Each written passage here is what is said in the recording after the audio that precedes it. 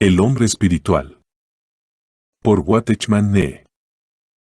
Capítulo 4. Oración y combate. Toda oración debería ser espiritual. Las oraciones no espirituales no son genuinas y no pueden dar resultados positivos. Cuán abundante sería el éxito espiritual si todas las oraciones ofrecidas por los creyentes fueran realmente espirituales. Pero, triste es decirlo, las oraciones carnales son mucho más numerosas. Nuestra voluntad propia las priva de su fruto espiritual. Hoy día los cristianos parece que utilizan sus oraciones para conseguir sus propios objetivos e ideas. Con algo más de comprensión reconocerían que la oración es la expresión del creyente diciendo aquello que Dios quiere que diga, pidiendo aquello que es la voluntad de Dios. La carne, no importa en qué forma, debe ser crucificada, ni tan siquiera en la oración está permitida. No es posible mezclar la voluntad humana con la obra de Dios, porque Él rechaza la mejor de las intenciones humanas y las perspectivas más provechosas del hombre. Dios no quiere seguir aquello que el hombre inicia. No tenemos ningún derecho a intentar dirigir a Dios, sino que debemos dejar que Él nos dirija. No tenemos otro talento que ofrecer salvo dejar que Dios nos guíe. Dios no hará nada que se origine en el hombre, por mucho que oremos. Él condena toda oración de este tipo por considerarla carnal. Cuando los creyentes entren en el verdadero reino del Espíritu, descubrirán inmediatamente lo vacíos que son, porque no hay nada absolutamente en ellos que pueda impartir vida a los demás o causar daño al enemigo. Instintivamente se apoyarán en Dios. La oración es, pues, imperativa, imprescindible. La verdadera oración descubre la vaciedad del que pide, pero también la abundancia de aquel a quien se pide. A no ser que la carne haya sido reducida al vacío, por medio de la cruz, ¿de qué servirá la oración y qué puede significar? La oración espiritual no procede de la carne ni del pensamiento, ni del deseo o la voluntad del creyente, sino que procede de aquello que se ofrece en conformidad con la voluntad de Dios. Se hace en el Espíritu, es decir, la oración espiritual se hace después de haber discernido la voluntad de Dios a través de nuestra intuición. La orden que reitera la Biblia es, orar en todo tiempo en el Espíritu, Ef. 6:18. Si no oramos así, entonces estamos orando carnalmente. No debiéramos abrir nuestros labios a la ligera para hablar con Dios. Al contrario, primero debemos pedirle a Dios que nos muestre aquello por lo que hemos de orar y cómo debemos hacerlo. ¿No hemos ya perdido mucho tiempo en el pasado pidiéndole aquello que queríamos? ¿Por qué no le preguntamos ahora qué es lo que Él quiere? No lo que queremos nosotros, sino lo que Él quiere. Si lo hacemos así, entonces la carne no tiene punto de apoyo para intervenir. Esto es lo que hace que un creyente ore de verdad. Todas las oraciones espirituales se originan en Dios. Dios nos da a conocer aquello por lo que tenemos que orar, presentando esta necesidad como una carga en nuestro espíritu intuitivo. Solo una carga intuitiva puede llamarnos a la oración. Pero debido a una actitud descuidada hemos desatendido en nuestra intuición estas llamadas delicadas a la oración. Nuestra oración no debería tampoco exceder la carga que hemos intuido. Las oraciones que no han sido originadas en el Espíritu provienen del mismo creyente. Por eso son carnales. Para que sus oraciones sean espirituales en vez de carnales, el Hijo de Dios ha de confesar que es débil y no sabe cómo orar, Ro. 8:26, y pedir al Espíritu que le enseñe a hacerlo. Después de esto orará de acuerdo con sus instrucciones. Dios nos concede la expresión para orar, como nos la concede para predicar. La necesidad de la primera es la misma que la de la segunda. Al reconocer nuestra completa debilidad, podemos depender del movimiento del Espíritu Santo dentro de nuestro espíritu para expresar la oración de Él. Qué vacía es la obra hecha por la carne. Qué inútil es también la oración originada en la carne. No solamente debemos orar en el Espíritu, sino también, con el entendimiento, 1 Cor. 14:15. Al orar, los dos tienen que actuar juntos. Un creyente descubre en el espíritu aquello por lo cual ha de orar, y con la mente entiende aquello que ha descubierto. El espíritu acepta la carga de la oración, mientras que el entendimiento formula la expresión en que vamos a materializar la oración. Solo de este modo se perfecciona la oración del creyente. ¿Con qué frecuencia el cristiano ora de acuerdo con el pensamiento de su mente, sin poseer ninguna revelación en su espíritu? Él es el origen de la oración, pero la verdadera oración se origina en el trono de Dios. Primeramente es sentida en el espíritu de la persona, después es entendida en la mente, y finalmente es expresada a través del poder del espíritu.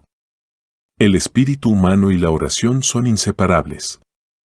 Para ser capaz de orar con el espíritu, el cristiano debe aprender primero a andar según el espíritu. Nadie puede orar con su espíritu si durante todo el día anda según la carne. El estado de nuestra vida de oración no puede estar muy desconectado de nuestra vida cotidiana. La condición espiritual de muchos creyentes les descalifica a menudo de poder orar en el espíritu. La calidad de la oración de un hombre está determinada por la calidad de su vida. ¿Cómo podrá una persona carnal orar espiritualmente? Una persona espiritual puede que tampoco ore espiritualmente, porque si no es vigilante también caerá en lo carnal. Sin embargo, si el hombre espiritual ora a frecuencia en el espíritu, su oración le mantendrá en constante contacto con Dios. La oración ejercita el espíritu, que a su vez es corroborado por este ejercicio. La negligencia en la oración marchita al hombre interior. Nada puede sustituir a la oración, ni tan siquiera el trabajo cristiano. Muchos se hallan tan ocupados con el trabajo que no encuentran tiempo para la oración. Es por ello que no pueden echar demonios. La oración nos capacita para vencer al enemigo en nuestro interior y nos capacita para enfrentarnos con él. En lo exterior. Los que han luchado contra el enemigo puestos de rodillas, al ponerse en pie le verán marchar derrotado. Ahora bien, el hombre espiritual se fortalece a través de estos ejercicios. Pues si un creyente ora a menudo con su espíritu, su eficiencia espiritual se incrementará. Desarrollará una aguda sensibilidad para con los asuntos espirituales y será rescatado de toda insensibilidad espiritual. La necesidad común del cristiano espiritual es aprender, por medio de la revelación de Dios a su espíritu, a percibir el ataque enemigo, para inmediatamente ponerlo en evidencia por medio de la oración. Debiera reconocer cualquier movimiento de su espíritu, de modo que al instante pueda realizar aquello que Dios quiere que haga. La oración es trabajo. Las experiencias de los hijos de Dios demuestran que la oración consigue mayores resultados que cualquier otro tipo de obra espiritual. La oración se combate, porque es una de las armas principales en la lucha contra el enemigo, Ef. 6:18. Pero recordemos que solo la oración espiritual es auténticamente efectiva. Orar en el espíritu es lo más productivo al atacar al enemigo y resistir sus ardides. Puede destruir y edificar. Destruye todo lo que proviene del pecado y de Satanás, pero edifica todo aquello que proviene de Dios. La oración es, por ello, uno de los instrumentos más significativos en la obra espiritual y en el combate. Sí, tanto la obra espiritual como el combate son asunto para la oración. Si un creyente falla en la oración, falla en todo. Combate espiritual. Hablando en general, el cristiano que no ha experimentado todavía el bautismo del Espíritu Santo es un tanto vago al referirse a la realidad del ámbito espiritual. Es como el siervo de Eliseo, cuyos ojos estaban cerrados en esa área. Puede que reciba instrucciones de la Biblia, pero su entendimiento está confinado a la mente, porque aún no ha encontrado la revelación de su espíritu. Pero al experimentar el bautismo, su intuición se hace agudamente sensible y descubre en su espíritu un mundo espiritual que se abre ante él. Por medio de la experiencia del bautismo en el Espíritu Santo no se limita tan solo a descubrir el poder sobrenatural de Dios, sino que entra en contacto con la misma persona de Dios. Y ahí es donde empieza el combate espiritual. Este es el periodo cuando el poder de las tinieblas se disfraza como un ángel de luz e incluso se atreve a falsificar y suplantar la persona y la obra del Espíritu Santo. Este es el momento en que también la intuición se da cuenta de la existencia de un terreno espiritual y de la realidad de Satanás y sus espíritus malignos. Los apóstoles fueron instruidos en las Escrituras por el Señor después del Calvario, pero solo se dieron cuenta de la verdadera existencia de un reino espiritual después de Pentecostés. El bautismo espiritual marca el punto de partida del combate espiritual. Una vez el creyente ha establecido contacto con la persona de Dios por medio del bautismo en el Espíritu Santo, su espíritu es liberado. Ahora es capaz de sentir la realidad de las cosas y seres en el dominio espiritual. Con este conocimiento, y recordemos que el conocimiento de un hombre espiritual no llega por completo de pronto, buena parte suele llegarle después de muchas pruebas, se encuentra con Satanás. Solo esos que son espirituales están capacitados para percibir la realidad del enemigo espiritual y entonces entrar en combate. EF 6:12. Esta guerra no se lucha con armas de la carne. 2 Cou 10:4. Puesto que el conflicto es espiritual, también las armas deben serlo. Es una lucha entre el espíritu del hombre y el del enemigo, una lucha entre espíritu y espíritu. Antes de llegar a esta coyuntura en su trayectoria espiritual, el Hijo de Dios no entiende ni puede tomar parte en la batalla de los espíritus. Solo después que su hombre interior ha sido fortalecido por el Espíritu Santo, empieza a saber el modo en que ha de luchar contra su adversario en el espíritu. A medida que progresa espiritualmente, empieza a descubrir la realidad de Satanás y su reino, y entonces le es dada a conocer la forma en que ha de resistir y combatir al enemigo con su espíritu. Las razones de este conflicto son muchas, siendo las mayores la táctica de ataque y bloqueo del enemigo. Frecuentemente Satanás o bien perturba las emociones de los cuerpos físicos de los creyentes espirituales, o bien bloquea la obra de los espirituales, o también causa disturbios en su ambiente circundante. La necesidad de luchar por Dios es aún otra razón para esta campaña de guerra. Mientras Satán trama sus estratagemas en el aire y trabaja en la tierra contra Dios, el pueblo de Dios contraataca con poder espiritual y destruye los planes del enemigo por medio de la oración. Aunque los santos desconocen a menudo los planes de Satanás o lo que hace en un momento dado, pese a ello siguen luchando con ardor y sin descanso, porque saben quién es su enemigo. Aparte de estas dos explicaciones anteriores, el combate espiritual tiene todavía otra motivación, la necesidad de ser rescatado del engaño satánico y liberar a las almas engañadas. Uno, a pesar de que su intuición espiritual se vuelve más aguda y sensible después de su bautismo en el Espíritu Santo, los creyentes pueden aún ser engañados. Para no caer en las artimañas del adversario no solo precisan sensibilidad espiritual, sino también conocimiento espiritual. Si desconocen el modo en que el Espíritu Santo les dirige, pueden adoptar una actitud pasiva y ser hechos cautivos por el enemigo. El error en que caen más fácilmente los cristianos en este momento es seguir algún sentimiento o experiencia irracional, en lugar de las directrices de su hombre interior. Una vez bautizados en el Espíritu Santo, ya han entrado en el reino sobrenatural. A menos que los creyentes reconozcan su propia debilidad, es decir, lo incompetentes que son en sí mismos para enfrentarse con lo sobrenatural, van a ser engañados. Hay dos fuerzas que influyen en el espíritu cristiano, el Espíritu Santo y el espíritu maligno. El que cree que su espíritu solo puede ser controlado por el Espíritu Santo, comete una grave equivocación.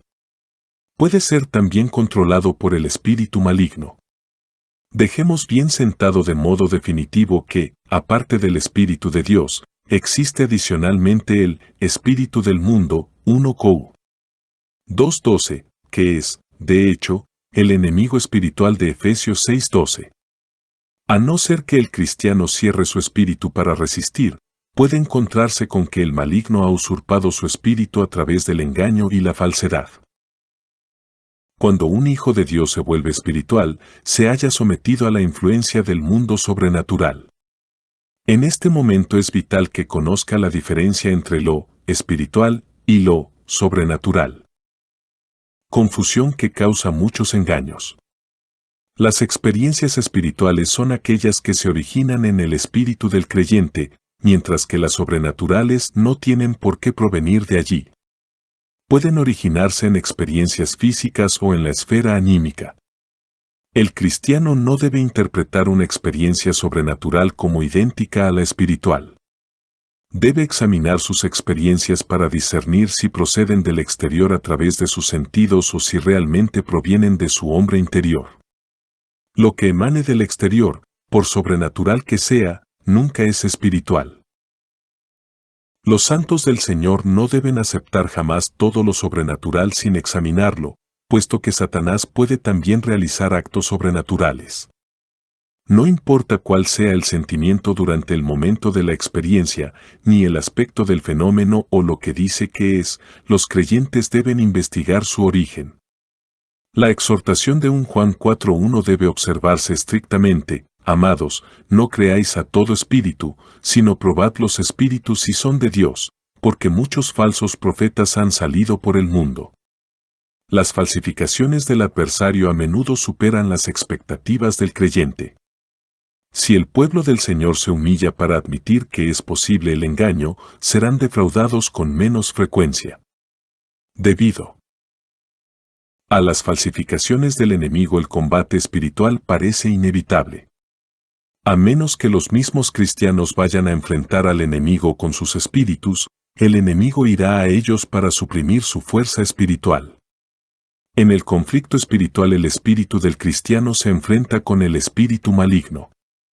Si el cristiano ya ha sido engañado, luchará para reconquistar su libertad. Si no, lucha para rescatar a otros y para prevenir los ataques de Satán. Procura subyugar al enemigo oponiéndose a todos los planes y obras de Satanás. Estas batallas son luchadas con la fuerza del espíritu. Se necesita poder para mantener una campaña de guerra. Un cristiano debe saber cómo luchar con su espíritu contra su asaltante. De otro modo no sabrá discernir el plan de ataque del enemigo y la táctica que Dios quiere que él adopte. Pero si anda según el espíritu, aprende a orar constantemente contra los poderes del mal. Y con cada batalla su hombre interior incrementa su poder. Empieza a entender que, al aplicar la ley del espíritu, no solo vence al pecado, sino también a Satanás. En los pasajes de las Escrituras en que el apóstol trata del combate espiritual podemos evaluar lo importante que es la fuerza en esa lucha. Antes de mencionar el problema del combate espiritual, EF 6, 11-18, Pablo exhorta a sus lectores a que sean fortalecidos en el Señor y en el poder de su fuerza, V10. ¿Dónde estará, pues, esta fuerza de que habla? Pablo nos dice en el capítulo 3, fortalecidos con poder en el hombre interior por su espíritu, V. 16. El hombre interior es el centro del hombre, el espíritu del hombre. Y justamente allí es donde los poderes de la oscuridad atacan al hombre. Por lo tanto, si el hombre interior es débil, todo lo demás es débil también. Un espíritu enclenque provoca miedo en el corazón, lo que automáticamente debilita la posición del creyente cuando éste se enfrenta con el mal. Lo que necesita preeminentemente es un espíritu firme. A menos que se haya dado cuenta de la naturaleza del conflicto, el creyente no será capaz de resistir a las potestades y poderes con su espíritu. Muchos cristianos se sienten libres y ágiles en el espíritu cuando todo es dulzura y luminosidad, pero en el momento en que estalla un conflicto bélico su espíritu se acobarda, se perturba, tiene miedo, hasta que finalmente se hunde. No comprende entonces cómo es posible que hayan sido vencidos. El objetivo de Satanás es la victoria, y con este objetivo delante, intentará alejar a los creyentes, atacando su posición espiritual de ascensión para que, al descender ellos, él pueda ascender. La posición es un factor elemental en la batalla. Cuando el espíritu de un santo se tambalea, pierde su posición celestial. Los cristianos, pues, tienen que mantener un espíritu firme, sin ceder terreno al enemigo. Al darse cuenta de cómo su hombre interior es fortalecido con poder a través del Espíritu Santo de Dios, el Hijo espiritual de Dios aprende la absoluta necesidad de vencer al enemigo. Su hombre interior se vuelve más recio cuando ataca al enemigo con oración y lucha. Del mismo modo que los músculos del púgil se desarrollan en la lucha física, así también la fuerza del espíritu del creyente se incrementa en la batalla con el enemigo. Este asalto al creyente tiene por objetivo subyugar su hombre interior y así afligir su alma. Si el Hijo de Dios ha aprendido a apreciar las tretas de su adversario, no se rendirá en ningún momento, sino que resistirá, y con ello protegerá su alma emocional. La resistencia del hombre interior obliga al adversario a ponerse a la defensiva. El resistir es uno de los elementos primordiales en el combate espiritual. La mejor defensa es un ataque continuado. Oponerse con la voluntad y con la fuerza del espíritu. Oponerse significa liberarse del poder de sofocación. El enemigo será desbandado si luchamos para desbaratar sus planes con el espíritu. Pero si permitimos que el enemigo ataque y nosotros no ofrecemos resistencia, entonces nuestro espíritu se deprime, se hunde y puede que precise muchos días para volver a levantarse. El espíritu que no ataca al enemigo es a menudo un espíritu sofocado. ¿Cómo resistiremos? Con la palabra de Dios, que es la espada del Espíritu Santo. Cuando un creyente recibe la palabra de Dios, ésta se torna espíritu y vida para él. Así pues, la puede emplear como su arma de resistencia. Un creyente celestial sabe cómo utilizar la palabra de Dios para descubrir las mentiras del enemigo. Incluso en ese momento se está librando una batalla en el mundo del espíritu. Aunque no vista por los ojos de la carne, es sentida por aquellos que buscan el progreso celestial.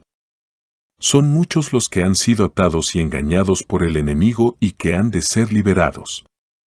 No solamente hay necesidad de liberación del pecado y la injusticia, sino que también hay muchos que necesitan ser liberados, pues están amarrados por experiencias sobrenaturales. Debido a la curiosidad y a la búsqueda de sensaciones placenteras, hay cristianos que a menudo reciben alborozados estos fenómenos sobrenaturales, sin saber que estos lo único que hacen es hinchar su orgullo, sin dar fruto real o permanente en cuanto a lo espiritual se refiere. Cuando los espíritus malignos triunfan en sus engaños, han puesto pie en el creyente. Desde esta base el enemigo gradualmente extiende sus fronteras y finalmente consigue que el creyente ande según la carne. Desde luego, aquel que está amarrado no puede dar libertad a otros. Solo cuando se ve libre, en la experiencia, de los poderes de la oscuridad puede el creyente vencer al enemigo y liberar a otros. La incidencia del peligro del engaño aumenta en proporción al número de los que experimentan el bautismo en el Espíritu Santo. Lo que necesitamos hoy en día es un buen número de santos victoriosos que sepan cómo hacer esta campaña de liberación de los que están bajo el engaño del enemigo. La Iglesia de Dios será derrotada si carece de miembros que sepan cómo andar en el Espíritu y cómo pelear con él contra el enemigo. Que Dios quiera levantarlos. Algo de que prevenirse en el combate espiritual. Cada frase del andar del creyente tiene su riesgo particular. La nueva vida en nuestro interior está constantemente en guerra contra todo aquello que se opone a su crecimiento. Durante la fase física, es una guerra contra los pecados. En la fase anímica es una guerra contra la vida natural y, finalmente, en el nivel espiritual, es una batalla contra el enemigo sobrenatural. Es solamente cuando el cristiano se hace espiritual que el espíritu maligno hace el primer asalto contra su espíritu. Como consecuencia, esto se llama combate espiritual. Se lucha con el espíritu y contra espíritus. Este fenómeno ocurre con escasez, si ocurre, entre los creyentes no espirituales. No imaginemos, por lo tanto, que cuando el creyente alcanza el nivel espiritual va a estar apartado del conflicto. Una vida cristiana es una lucha continua en el campo de batalla. El cristiano no tiene ninguna posibilidad de abandonar las armas hasta que está con el Señor. Cuando es anímico, se encara con el conflicto contra la carne y sus peligros. Cuando es espiritual, se encuentra con el combate espiritual y sus correspondientes riesgos. Inicialmente está la guerra contra Amalek en el desierto. Al entrar en Canaán empieza la lucha contra las 7 tribus de Canaán, donde el ataque de Satanás y sus huestes malignas contra el espíritu del creyente se inicia solo cuando el creyente ha pasado a ser espiritual. Como el enemigo centra su atención en el espíritu, es necesario que el creyente mantenga su espíritu en su estado normal y lo ejercite con frecuencia. Debe controlar con cautela todas las sensaciones corporales y distinguir con cuidado todos los fenómenos naturales y sobrenaturales. Su mente debe permanecer calmada, sin perturbaciones, sus sentidos físicos deben mantenerse en equilibrio, sin ser excitados. Los cristianos espirituales deberían ejercitar su voluntad para negar cualquier falsedad y oponerse a ella, y seguir siempre a su hombre interior con todo su corazón. Si en cualquier momento siguiesen al alma en vez de al hombre interior, habrían ya perdido terreno en el combate espiritual. Además, deben guardarse de mantener al espíritu en pasividad. Ya hemos dicho anteriormente que toda nuestra guía debe proceder del hombre interior, debemos esperar en nuestro espíritu la guía del Espíritu Santo. Todo esto es fundamentalmente cierto. Sin embargo, es preciso que actuemos con mucha cautela, para no equivocarnos. Puesto que mientras esperamos en el Espíritu la guía del Espíritu Santo para que nos mueva y dirija, al punto surge el peligro de que nuestro espíritu y todo nuestro ser caigan en la pasividad. Nada puede proporcionar a Satanás más terreno para su lucha que un estado de inactividad. Por un lado, no deberíamos hacer nada por nuestras propias fuerzas, excepto obedecer al Espíritu Santo, pero por otro lado necesitamos estar alerta, no sea que nuestro espíritu o cualquier otra parte de nuestro ser se vuelva pasivo y se abandone a la inercia. Nuestro hombre interior debe gobernar con vitalidad todo nuestro ser y cooperar activamente con el Espíritu de Dios. Si nuestro espíritu cae en la pasividad, el Espíritu Santo no puede usarlo. Esto se debe a que su actuación en la vida humana es diametralmente opuesta a la de Satanás. El Espíritu Santo requiere que el hombre coopere vitalmente con él. Desea que el hombre coopere con él porque él no viola nunca la personalidad del creyente. En contraste, Satanás exige al hombre que haga un alto por completo, para que él pueda tomar las riendas y hacerlo todo en su lugar. Satanás quiere que el hombre acepte su obra pasivamente. Convertir al hombre en un autómata. Cuán necesario es que estemos prevenidos contra los extremos doctrinales y las malas interpretaciones de la doctrina espiritual. No debemos temer ser radicales cuando obedecemos al Señor, ni hemos de temer ser duros al negar las obras de la carne. Pero tenemos que vigilar con cuidado para no permitir que se nos lleve a cualquier extremo doctrinal debido a equivocaciones conceptuales. Hemos puesto énfasis antes en que debemos buscar la obra de Dios, porque las cosas que pertenecen al hombre y nacen de él son vanas. Hemos dicho que no hay valor espiritual que no provenga del Espíritu Santo a través de nuestro hombre interior y que deberíamos, por lo tanto, esperar la revelación de Dios en nuestro espíritu. Sí, es cierto. Y bendito aquel que siga esta verdad. Sin embargo, aquí se encuentra uno de los más graves peligros, el de caer en los extremismos por equivocaciones conceptuales. Incontables cristianos confunden esta verdad con lo que hemos llamado la caída en la inercia. Conciben la idea de que su mente debería quedar vacía para que el Espíritu Santo piense por ellos, que su emoción debería ser suprimida de modo que él pueda depositar sus propias simpatías en ella, y que su voluntad no tiene que tomar ninguna decisión para que él pueda decidir por ellos. Asumen que deben aceptar cualquier cosa que les llega por la intuición, sin discusiones. Consideran que su espíritu no tiene que cooperar activamente con el Espíritu Santo, sino que tienen que esperar a ser movidos pasivamente por él. Y si captan y sienten algo, asumen de modo automático que procede de él. Asamblea en Santo Domingo Este. Escrito por el hermano Watchman Nee en el año 1951. Para más información comuníquese con este número de WhatsApp. 1-829-747-1995.